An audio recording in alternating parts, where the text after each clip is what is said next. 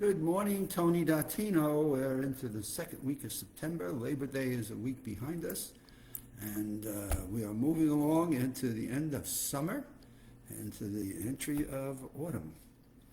And in our neighborhood, we are already seeing Halloween decorations. It's like, huh? Timing is going by. And one of the things that, as time goes by and we get a little bit older each day, is our worry and concern of how we maintain our cognitive fitness. How do we maintain our health? I don't want to ever lose my memory. I want to remember.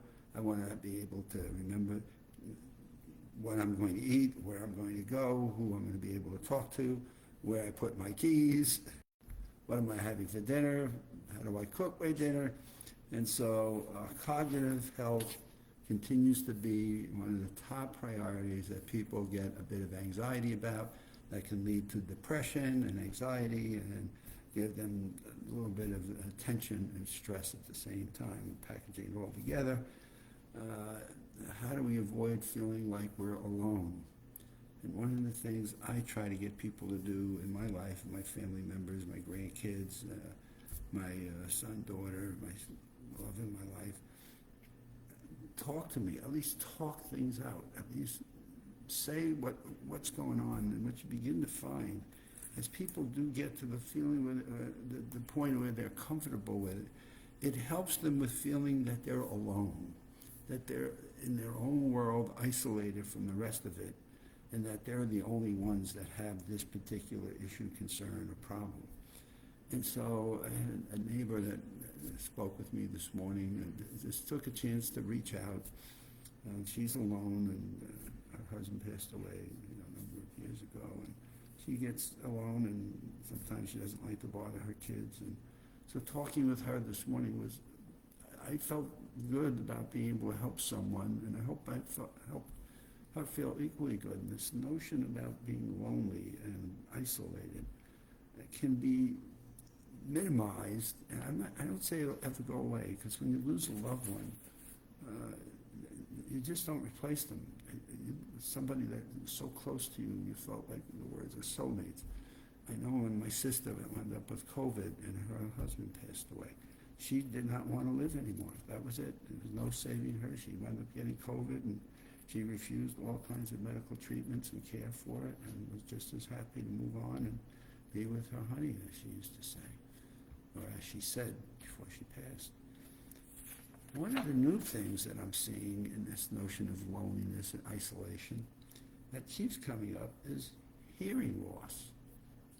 And people that have a hard time hearing begin to withdraw. They begin to withdraw within themselves because they don't feel that they can always be a part of the conversation. They don't feel that they can listen to what people are saying.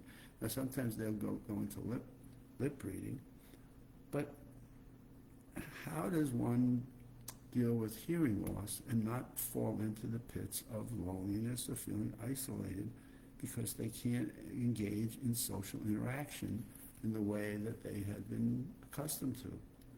And so it's sad to me to see that people that have a hearing loss or have problems when they put the ears in, and sometimes are not part of a conversation or part of what people are discussing, and they feel embarrassed or isolated.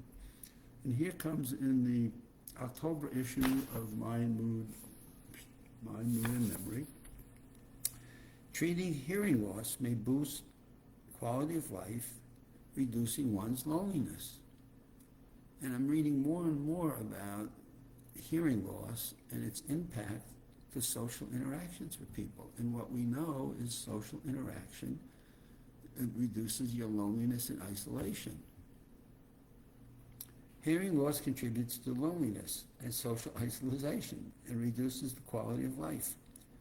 Socializing is hindered when you cannot hear clearly and participate in conversations. I always remember this routine. I learned this years ago, and we did this. Get 4 people to go out, sit around the table and have a conversation. Make it 5, it's probably even better. So you have 5 people at a conversation, and just agree with 4 of the 5 that we're not going to talk to the 5th person and see what happens. And we got to do that a few times, and it's not pretty. The person feels that they were isolated or eliminated from being a part of the group of 5.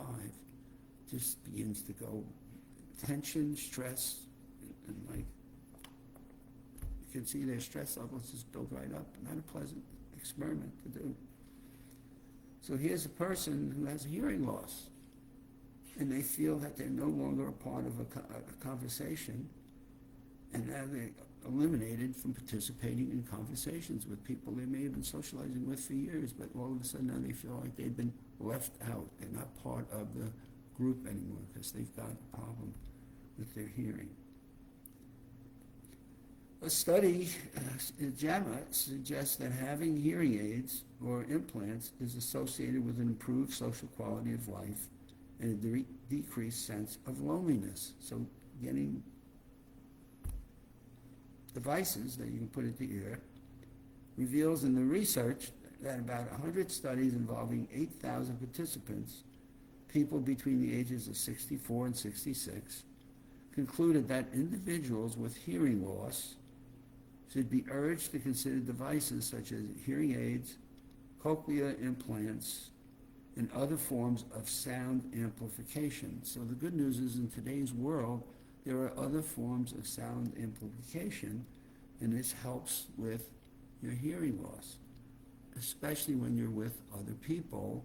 Maybe you're watching TV, maybe there's a sports event, maybe you're going to a local pub to watch Sunday football games. But now you can hear what's going on, the comments that people are making, and be a part of the social interactions, which is the ultimate of importance to cognitive well-being. If you think you have a hearing loss, talk with your primary physician or an audiologist and arrange to get a scheduled test. They're not painful. These are tests I've had several times. They don't hurt. If your doctor or audiologist suspects a condition may underline your hearing, they may be advised to see another doctor who specializes in ear, nose, and throat care. So the good news today is there are things that we can do. And the connections from, and again, I'm seeing more and more of this. Initially, I wouldn't have connected hearing loss, but I'm seeing more and more of the cognitive fitness activities talking about check your hearing. Make sure that you're hearing conversation and you're not subconsciously building a social isolation and becoming socially lonely. And I'm seeing more and more science coming out on this, and here we are in the October issue of Mind, Mood, and Memory that's put out by Massachusetts General Hospital. Treating hearing loss may boost your quality of life and reduce your feeling of being lonely and or isolated. It's amazing to me what we continue to learn in the science world that can help us build a quality of life that's better than we ever thought, especially when it comes to our cognitive well-being. And the fact that if we just knew that some of these things existed, it can make a whole world of difference in how we go about our day-to-day lives with our family, with our grandchildren, with our spouses, with our work associates, with people we meet on a regular basis and saying hello. And we get away from this feeling of we got to just tighten up and restrict, but we can actually get out there and experience the world. And off we go. It's another Monday. It comes and goes so quickly. And we're back here on Wednesday. The days go by so quick. It's hard to believe it's September 8th, and we're looking at a few weeks to end summer. And we'll start preparing for our next USA Memory Championship in a few months. Have a good day. We'll see you on Wednesday.